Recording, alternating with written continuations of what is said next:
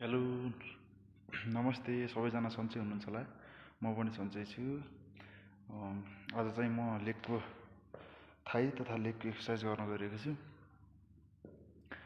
हजुरहरूले पनि यो मैले गरेको कम बेसी कमेन्टमा बताइदिनु होला। म चाहिँ आज लेगको एक्सर्साइज गर्न गइरहेको छु, लेग अथवा थाईको एक्सर्साइज।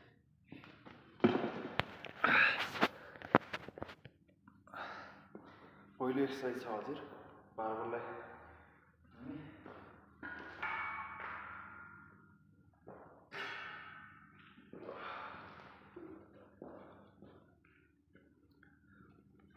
ठ्याक्क पोजिसन चाहिँ सही हुनुपर्छ है यसको। पहिलो एक्सर्साइज 1 2 3 4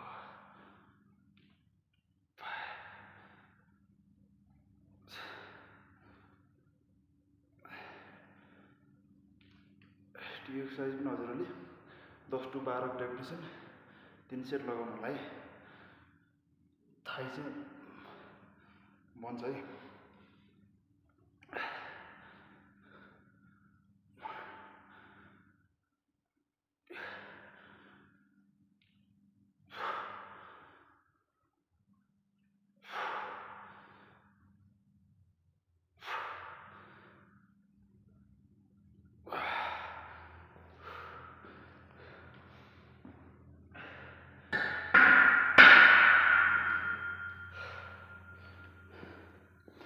यो एक्सर्साइज चाहिँ हजुरहरूले 10 to 12 15 को सकेसम्म 20 को रेपिटेसन 3 सेट लगाउनु भयो भने हजुरहरूको थाई मसल चाहिँ बन्छ है।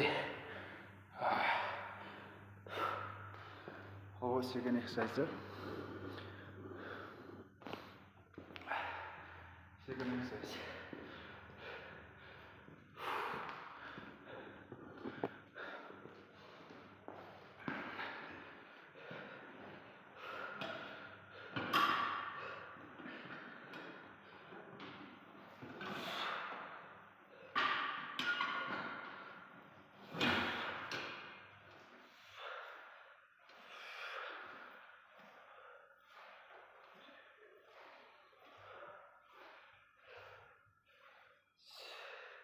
यो एक्सर्साइज चाहिँ त्यो थाईको पार्ट छुट्याउने काम हुन्छ है।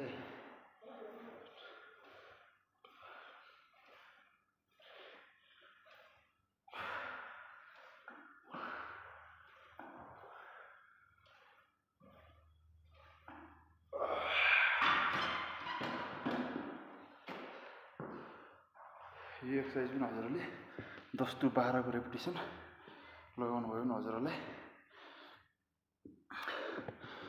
यो थाईको यो जो बिचको भाग हुन्छ यो पार्टहरू छुट्याउने पिस पार्ने काम गर्छ है। अब यस्तै गरी सेकेन्ड एक्सर्साइज छ।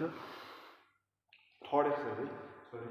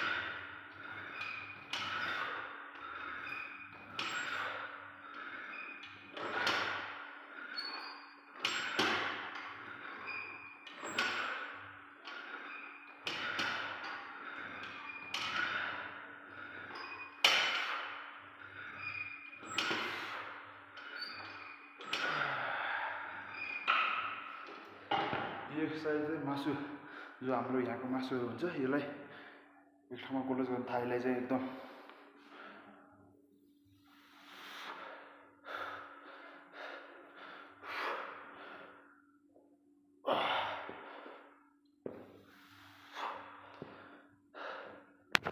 अनि अर्को फोर्थ एक्सर्साइज छ हाम्रो।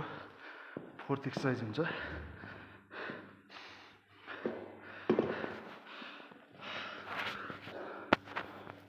डम्बललाई हातमा क्यारी गरेर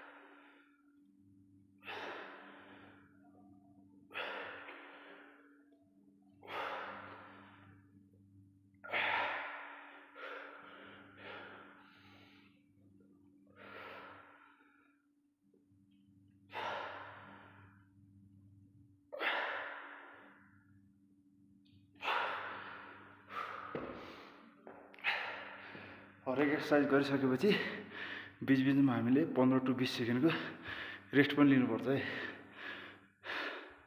नत्र भने फेरि हाम्रो थाइहरू जाम हुने यता हुन्छ, शरीरहरू जाम हुन्छ। हजुरहरूले चाहिँ सुरुमा गर्दाखेरि लाइट वेट लिएर गरौँ, फेरि सुरुमै वार्मअप पनि नभइकन त्यत्तिकै हतारमा गर्दाखेरि फेरि जाम हुने अथवा शरीरहरू नसाहरू नखुल्ने कारणले जाम हुनसक्छ। त्यही भएर हजुरहरूले अलि राम्रोसँग पहिला वार्मअप भएर 10-15 मिनट वार्मअप भएपछि मात्रै गरिदिनु होला। म चाहिँ 10-15 मिनट वार्मअप चाहिँ देखाएन, मैले पछि देखाउने छु। हजुर सबैजनालाई आज मेरो भ्लग यति नै। ल बाई बाई।